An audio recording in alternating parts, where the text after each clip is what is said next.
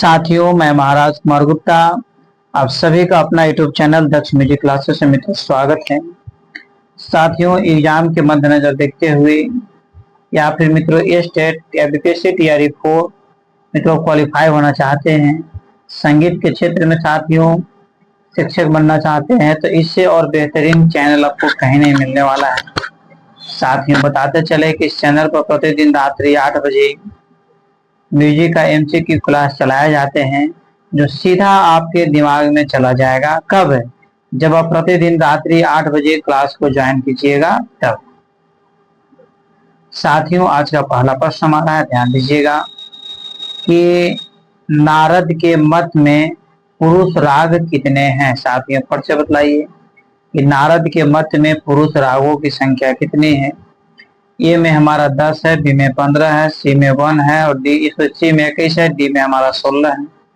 साथियों, बार बार हम बोलते हैं कि जैसे ही प्रश्नों को हम पढ़ते हैं वैसे ही साथियों आप कमेंट्स में आंसर देने के लिए साथियों तत्पर हो जाइए और कमेंट्स में प्रत्येक प्रश्नों का आंसर दिया कीजिए। यदि आप प्रत्येक प्रश्नों का आंसर देने के लिए सीख गए तो साथियों हम आपको लिख दे देंगे कि कहीं पर कोई समस्या आपके एग्जाम में आने वाला नहीं है।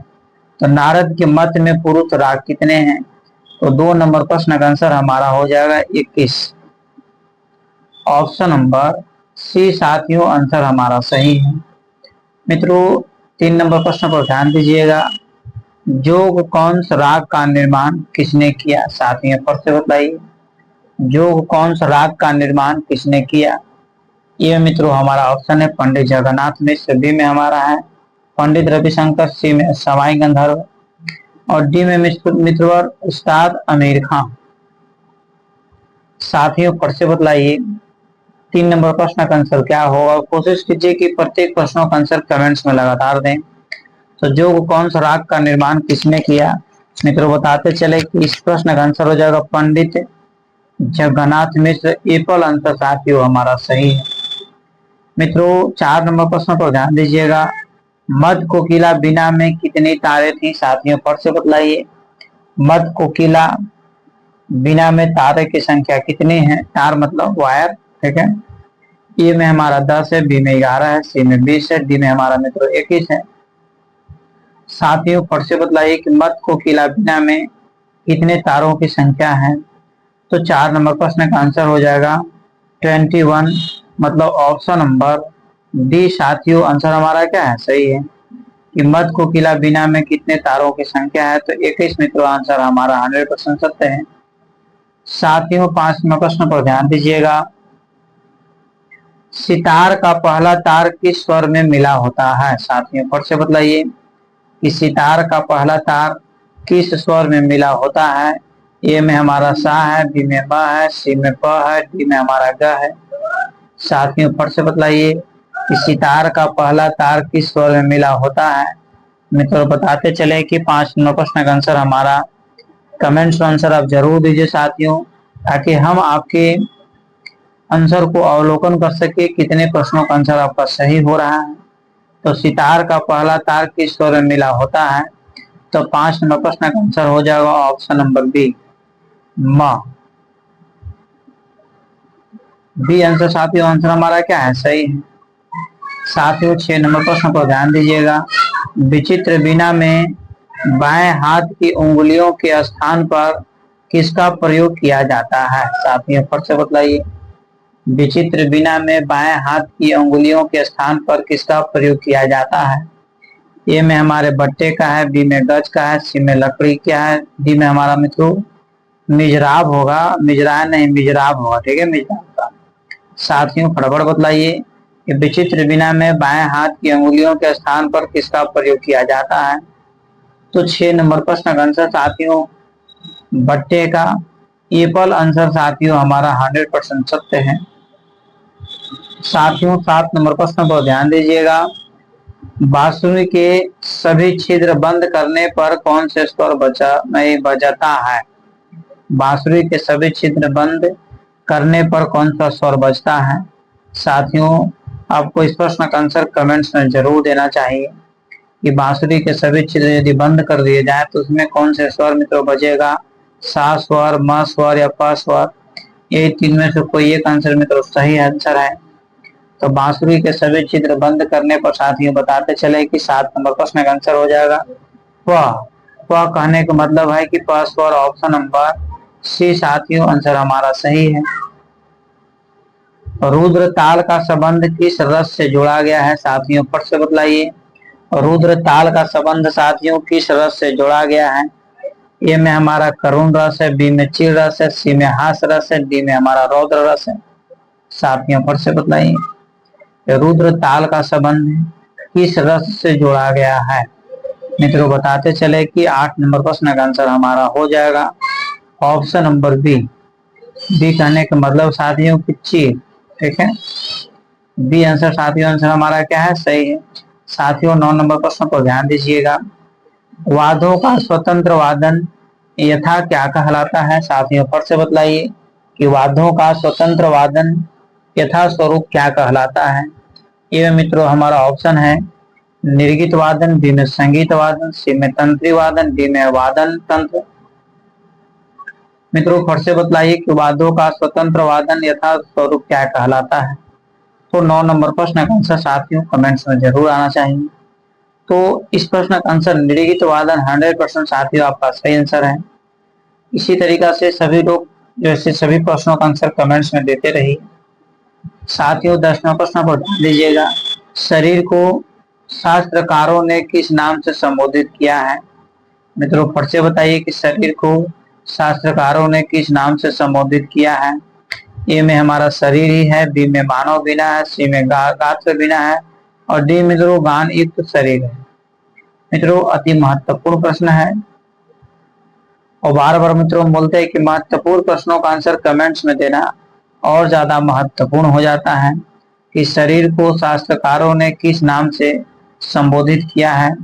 तो मित्रों 10 नंबर प्रश्न का आंसर हमारा हो जाएगा गात्र बिना, ऑप्शन नंबर सी साथियों आंसर हमारा सही है, ठीक है। मित्रों अगले प्रश्न पर ध्यान दीजिएगा। ट्राइंगल एक वाद्य है, ट्राइंगल एक वाद्य है, अवनवाद है कि सत्यवाद है कि घनवाद है कि सुशीलवाद है। साथियों 11 नंबर प्रश्न का आंसर इतना तो आपको हम जरूर हिंट करेंगे कि दो ही इसमें ऑप्शन सही है, ये है घन और सुशील, यही दोनों से कोई आंसर होगा। बाकी कोई जो दो को ऊपर अवन और सत्य कोई वाद्य का प्रकार है ये नहीं, ठीक है। तो ट्राइंगल एक वाद्य है तो मित्रों घन है या धातु से बना होता है, मतलब घन आंसर साथी हमारा क्या है, सही है। मित्रों और अगले प्रश्न पर ध्यान दीजिएगा। प्राचीन कला केंद्र कहाँ स्थित है साथियों, फिर से बताइए प्राचीन कला केंद्र कहाँ स्थित है। ए में हमारा दिल्ली है, बी में चंडीगढ़ है, सी में कलकत्ता है, डी में हमारा तिरुवनंतपुरम है। साथियों फट से बतलाइए कि 12 नंबर प्रश्न का आंसर क्या होगा कि प्राचीन कला केंद्र कहाँ स्थित है। साथियों 12 नंबर प्रश्न का आंसर हो जाएगा ऑप्शन नंबर सी कलकत्ता। अब थोड़ा सा प्राचीन कला केंद्र ऑप्शन नंबर सी कहने का मतलब है कि कलकत्ता ने चंडीगढ़ होगा, ठीक है। थोड़ा सा ऑप्शन उल्टा पलटा लिखा गया है, हम आपको आंसर में साथियों लिख दे रहा है चंडीगढ़। चंडीगढ़ आपको याद रखना, प्राचीन कला केंद्र कहा चंडीगढ़। बहुत सारे हमारे शिष्य ऐसे हैं जो प्रभाकर चंडीगढ़ से भी किए हुए हैं, तो आपको याद रखना है कि इसे भी सी नंबर है तो सी में थोड़ा सा ऑप्शन आगे पीछे हो गया तो चंडीगढ़ आंसर आपका सही है। मित्रों 13 नंबर प्रश्न पर ध्यान दीजिएगा। श्री गौरी शंकर कौन सा वाद्य बजाते हैं। साथियों फटाफट बताइए कि श्री गौरी शंकर कौन सा वाद्य को बजाते हैं।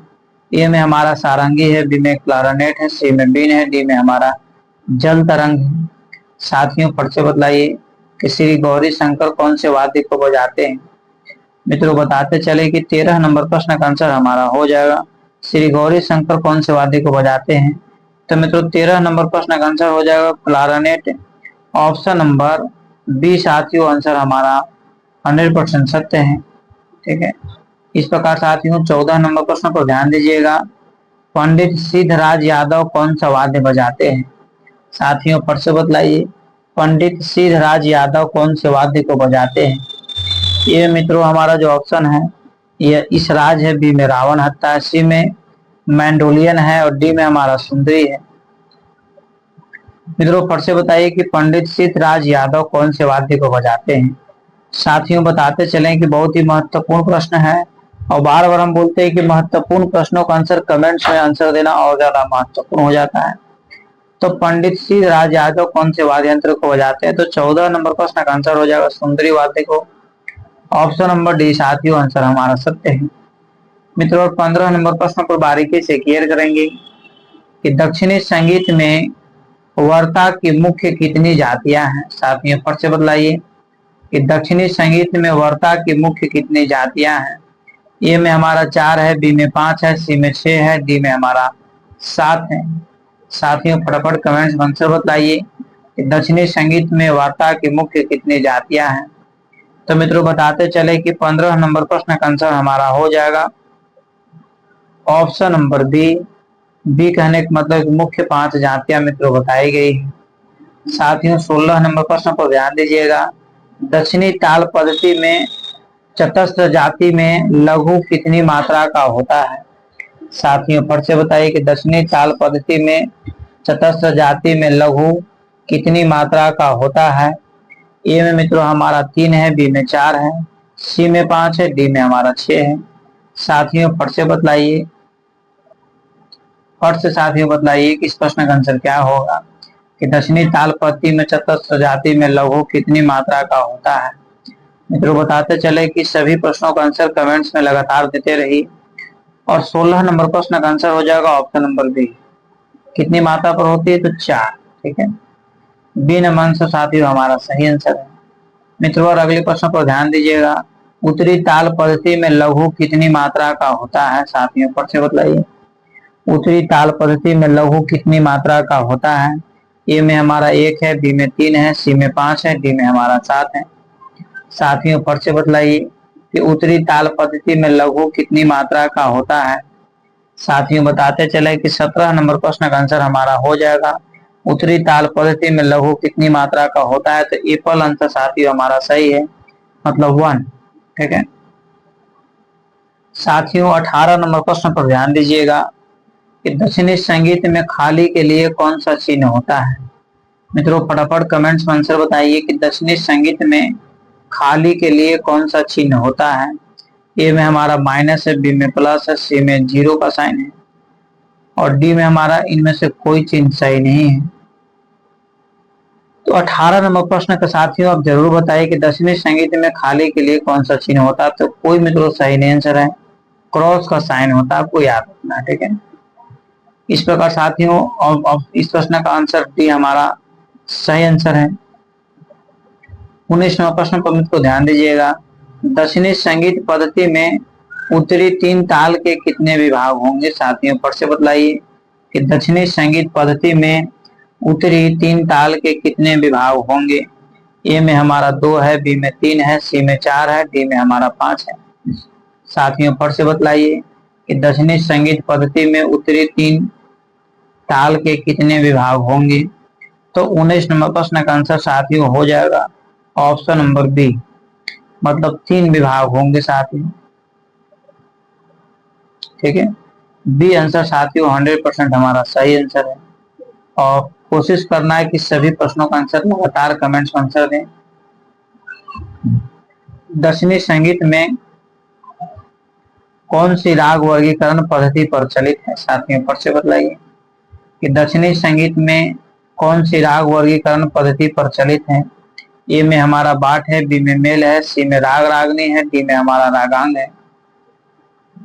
साथियों फास्ट कमेंट्स आंसर दीजिए कि दक्षिणी संगीत में कौन सी राग वर्गीकरण पद्धति प्रचलित है।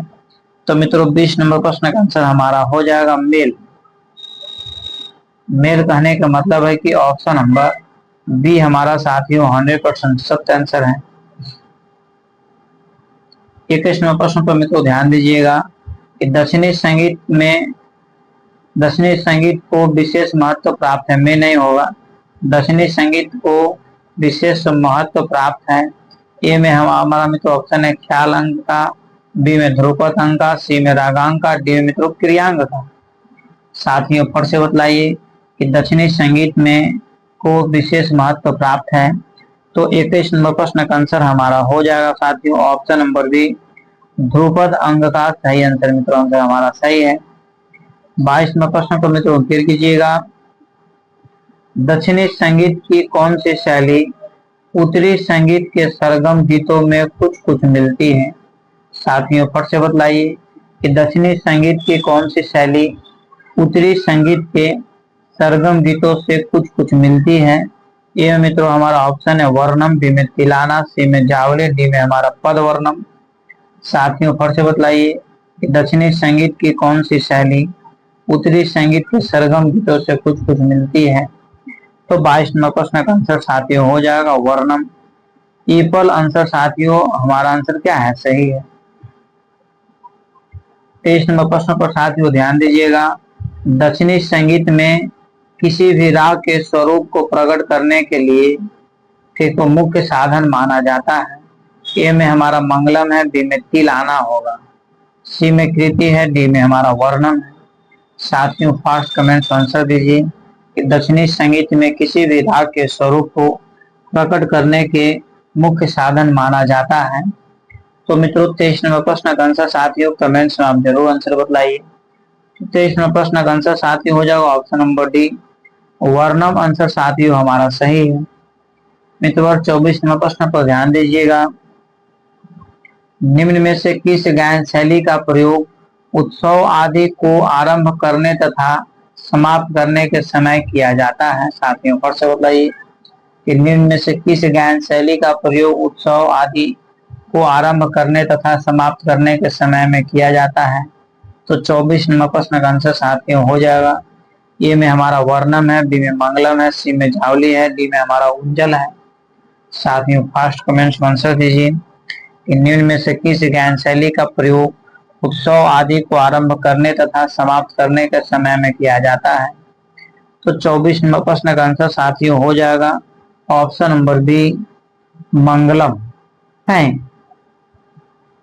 साथियों 25 नंबर प्रश्न पर बारीकी से केयर कीजिएगा और यदि मित्रों आप हमारे चैनल पर पहली बार विजिट कर रहे हैं तो हमारे चैनल को सब्सक्राइब करना साथियों न भूलें।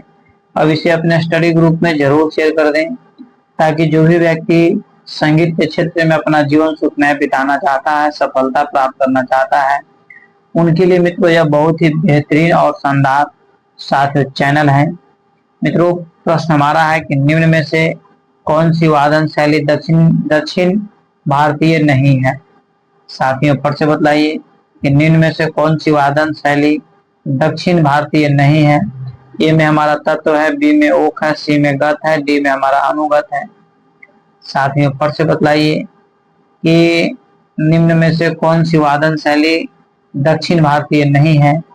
तो 25 नंबर प्रश्न का आंसर साथियों हो जाएगा ऑप्शन नंबर सी गत। मित्रों आंसर हमारा 100% सत्य आंसर है। गायक जो गाय उसे वाद्य पर पूर्ण रूप से दोहराना दक्षिणी संगीत की किस शैली में आता है? साथियों फिर से बताइए कि गायक ठीक है गायक जो गाय उसे वाद्य पर पूर्ण रूप से दोहराना दक्षिणी संगीत की किस शैली में आता है?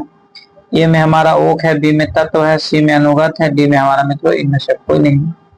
साथियों 26 नंबर प्रश्न का आंसर हो जाएगा ऑप्शन नंबर ए पर ओक। साथियों आंसर हमारा 100% सत्य है। मित्रों 27 नंबर प्रश्न पर फिर कीजिएगा। गीत का वाद्य होगा। गीत का वाद्य पर थोड़ा सा अनुसरण करने को क्या कहते हैं? मित्रों फट से बतलाइए कि गीत का वाद्य पर थोड़ा सा अनुसरण करने को क्या कहते हैं? ए में हमारा सत्य है, बी में अनुगत है, सी में चिन्ह है, डी में हमारा सूक्ष्म है। साथियों फट से बतलाइए कि गीत का वाद्य पर थोड़ा सा अनुसरण करने को क्या कहते हैं? तो 27 नंबर प्रश्न का आंसर हो जाएगा अनुगत कहते हैं। ऑप्शन नंबर बी मित्रों आंसर हमारा 100% सत्य है अनुगत। अनुगत अब लोग जान ही रहे हैं नहीं, तो बी आंसर साथियों हमारा सही आंसर है। मित्रों और अगले प्रश्न पर ध्यान दीजिएगा और बारीकी से क्लियर कीजिएगा कि दक्षिणी संगीत में बहलावा तथा शब्द आलाप को क्या कहते हैं? साथियों फिर से बताइए कि दक्षिणी संगीत में बहलावा तथा शब्द आलाप को क्या कहते हैं? ये मित्रों हमारा ऑप्शन है अनुपल्लवी, बी में पल्लवी, सी में अंतरा, डी में हमारा आभोग है। साथियों फिर से बतलाइए कि दक्षिणी संगीत में बहलावा तथा शब्द आलाप को क्या कहते हैं। तो मित्रों चारों का चारों ऑप्शन आपके पास उपलब्ध है और इस प्रश्न का आंसर आपको कमेंट्स में देना और ज्यादा जरूरी है। तो 28 नंबर प्रश्न का आंसर मित्रों हो जाएगा ऑप्शन नंबर बी। बी कहने का मतलब है कि पल्लवी आंसर साथियों हमारा सही आंसर है। मित्रों 29 नंबर प्रश्न पर ध्यान दीजिएगा कि दक्षिणी संगीत में वादन की कितनी शैलियां प्रचलित हैं। मित्रों अति महत्वपूर्ण प्रश्न है कि दक्षिणी संगीत पद्धति में वादन की कितनी शैलियां प्रचलित हैं। ए में हमारा 4 है, बी में 3 है, सी में 5 है, डी में हमारा 7 है। साथियों फिर से बतलाइए कि दक्षिणी संगीत में वादन की कितनी शैलियां प्रचलित हैं। तो 29 नंबर प्रश्न का आंसर मित्रों हमारा हो जाएगा 4। एप्पल आंसर मित्रों हमारा 100% सही है, ठीक है 4। मित्रों और 30 नंबर प्रश्न पर ध्यान देंगे कि दक्षिणी संगीत के शुद्ध स्वर सप्तक को क्या कहा जाता है। साथियों फिर से बतलाइए कि दक्षिणी संगीत के शुद्ध स्वर सप्तक को क्या कहा जाता है। ए में हमारा कनकांगी है, बी में गीतक है, सी में मेज कल्याणी है, डी में हमारा शुद्धा है। साथियों फिर से बतलाइए कि दक्षिणी संगीत के शुद्ध स्वर सप्तक को क्या कहा जाता है। तो 30 नंबर प्रश्न का आंसर हो जाएगा कनकांगी। कनकांगी आपको याद रखना है साथियों। ऑप्शन नंबर एप्पल हमारा सही आंसर है। मित्रों 31 नंबर प्रश्न पर फिर कीजिएगा कि दक्षिणी ताल पद्धति में गुरु के लिए किस चिन्ह का प्रयोग होता है। साथियों फिर से बतलाइए कि दक्षिणी ताल पद्धति में गुरु के लिए किस चिन्ह का प्रयोग किया जाता है। मित्रों 31 नंबर का चारों ऑप्शन आपके पास अवेलेबल है। पहला मित्रों हमारा ऑप्शन है क्रॉस का, दूसरा का एस का, C1 का, D3 का। साथियों फिर से बताइए कि दक्षिणी ताल पद्धति में गुरु के लिए किस चिन्ह का प्रयोग होता है। तो मित्रों बताते चलें किस प्रश्न का जो आंसर हमारा हो जाएगा क्रॉस। एप्पल आंसर साथियों हमारा सत्य आंसर है। मित्रों 32 नंबर प्रश्न पर ध्यान दीजिएगा कि दक्षिण भारतीय संगीत पद्धति भारतवर्ष के किस क्षेत्र में प्रचलित है। साथियों फिर से बतलाइए कि दक्षिण भारतीय संगीत पद्धति भारतवर्ष के किस क्षेत्र में प्रचलित है। ए में मित्रों हमारा दक्षिणी क्षेत्र है, बी में पूर्वी क्षेत्र है, सी में पश्चिमी क्षेत्र है, डी मित्रों उत्तरी क्षेत्र है, ठीक है। तो दक्षिण भारतीय संगीत पद्धति भारतवर्ष के किस क्षेत्र में प्रचलित है। तो मित्रों बताते चले कि 32 नंबर प्रश्न का आंसर हो जाएगा भारत के दक्षिणी क्षेत्र। एप्पल आंसर साथियों हमारा 100% सत्य आंसर है। प्रश्न साथियों के लीजिएगा इस सामान्य स्थिति में दो वस्तुओं के स्पर्शघात से उत्पन्न वह नाद जिसे हम स्थूल कानों से सुनते हैं कौन सी नाद कहलाती है। ठीक है, सामान्य स्थिति में दो वस्तुओं के स्पर्शघात से उत्पन्न वह नाद जिसे हम स्थूल कानों से सुन सकते हैं उसे कौन सा नाद कहते हैं। ए में हमारा आहत नाद है, अनाहत नाद है, डी में आहत है, सी में श्रुति है और डी मित्रों अश्रुति नाद है। साथियों 33 नंबर प्रश्न का आंसर कमेंट्स में जरूर बताइए क्योंकि मित्रों बहुत ही महत्वपूर्ण प्रश्न है। और मित्रों इस चैनल पर प्रतिदिन रात्रि 8 बजे म्यूजिक के क्लास लिए जाते हैं, तब प्रतिदिन रात्रि 8 बजे क्लास को ज्वाइन करना साथियों न भूलें। तो 33 नंबर प्रश्न का आंसर हो जाएगा ऑप्शन नंबर बी आहत नाद। साथियों आंसर हमारा 100% सत्य है।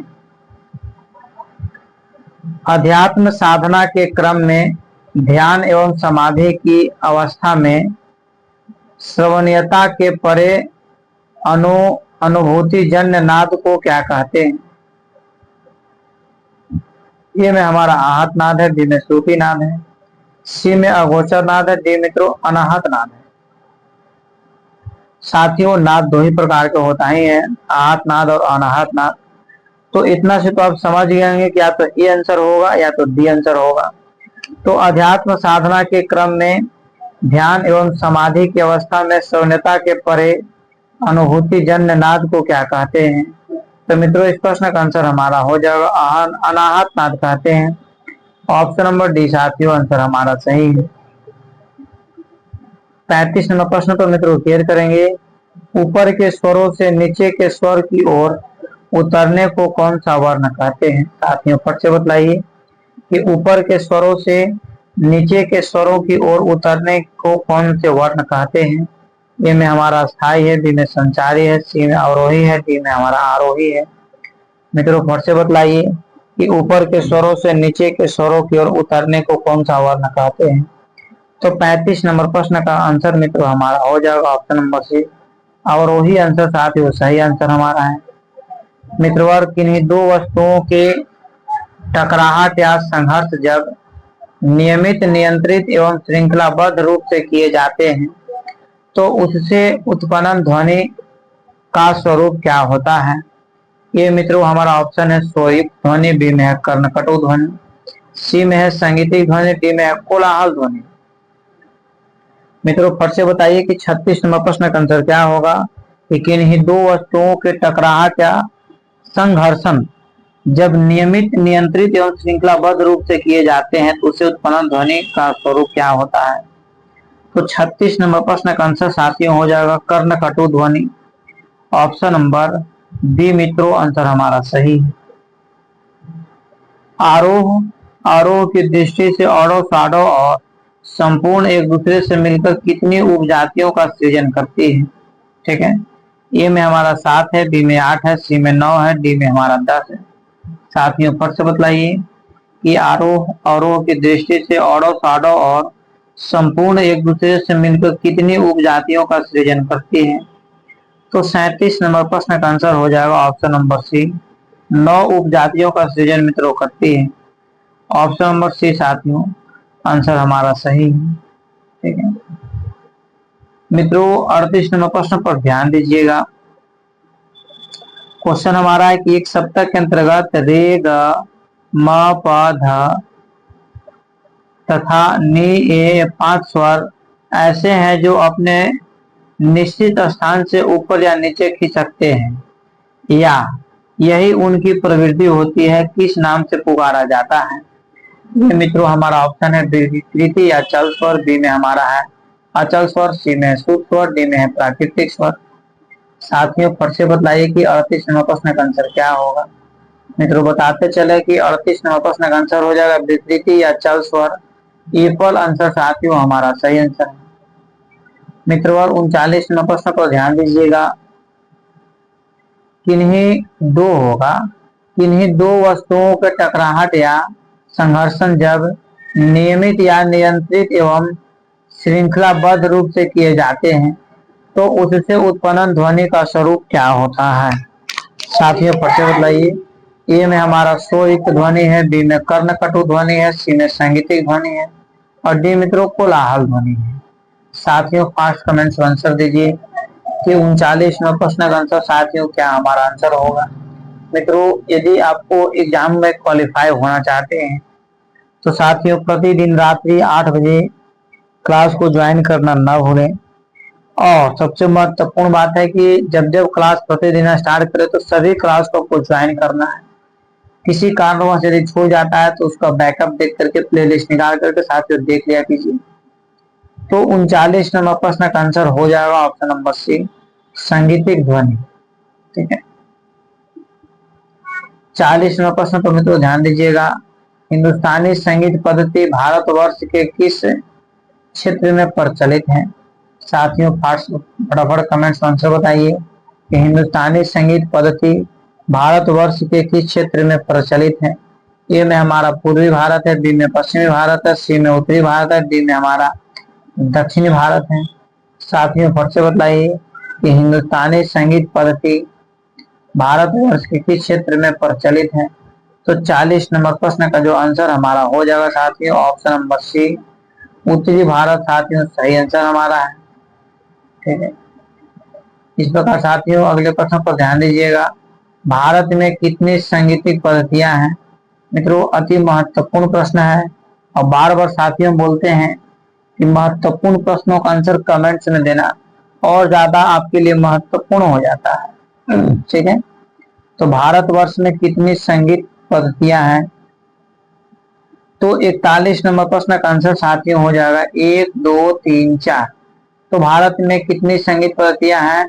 तो दो तो ऐसी झलक रहा आंसर था, उत्तरी संगीत पद्धति और दक्षिणी संगीत पद्धति। नहीं साथियों, 42वें प्रश्न पर ध्यान दीजिएगा कि गायन, वादन तथा नृत्य को ताल एवं लय सहित प्रस्तुत करने की विद्या को क्या कहते हैं। ठीक है, ए में हमारा संगीत है, बी में नाट्य है, सी में नर्तन है, डी में हमारा वादन है। साथियों फास्ट कमेंट आंसर दीजिए। गायन, वादन तथा नृत्य को ताल एवं लय सहित प्रस्तुत करने की विद्या को क्या कहते हैं। तो मित्रों बताते चले कि 42 नंबर प्रश्न का आंसर मित्रों कमेंट्स में आपको जरूर आना चाहिए, क्योंकि मित्रों आज के क्लास का यह अंतिम क्लास है। और जैसे मित्रों हम लोग पढ़े चुके हैं कि अंत भला तो सब भला, अंत भला तो सब भला। नहीं तो गायन, वादन तथा नृत्य के तालबद्ध ठीक है लय सहित प्रस्तुत करने की विद्या को क्या कहते हैं, तो संगीत कहते हैं। एप्पल आंसर साथियों हमारा 100% मित्रों सही आंसर है। साथियों ध्यान दीजिएगा, यहाँ पर सभी 42 प्रश्नों का आंसर मित्रों और आपको जैसे यहाँ पर दे दिया गया। आप 42 प्रश्नों को मित्रों आप अपने प्ले लिस्ट में जरूर इसको सजा लें, ताकि आपको किसी भी प्रकार की याद करने की दिक्कत नहीं हो। ठीक है साथियों ध्यान दीजिएगा, यदि आप हमारे चैनल को पहली बार विजिट करो तो चैनल को सब्सक्राइब करें, लाइक करें, शेयर करें और कमेंट्स करके मुझे जरूर बताइए कि आज का क्लास आपके लिए बहुत कितना अच्छा रहा, कहाँ तक सपोर्ट मिला। और इतने सारे लोग मिल करके सभी लोग कमेंट्स आंसर देते हैं, इसके लिए सभी को धन्यवाद। साथियों लास्ट में जरूर बताया कीजिए कि कुल कितने प्रश्नों का सही हुआ। 10 सही हुआ तो 10 लिख दीजिए, व्हाट्सएप पर 20 सही हुआ 20 लिख दीजिए। या व्हाट्सएप पर नहीं लिखना चाहते तो इसके कमेंट्स बॉक्स में मतलब लिख दीजिएगा तो हम क्लियर हो जाएंगे। ठीक है साथियों ध्यान दीजिएगा, यदि आप स्टेट यूपीएससी तैयारी four DSSB net KVS EMS में तैयारी करना चाहते हैं तो दिए हुए नंबर के माध्यम से साथियों आप हमसे कॉन्टेक्ट करें। मित्रों संपूर्ण तरीका से आपको बेसिक तरीका से साथियों जैसे आपको तैयारी करवा दिया जाएगा, जिससे मित्रों 100% आपको रिजल्ट होने की चांस बनता है। तब तक के लिए साथियों को प्रेम से बोलिए भारत माता की जय।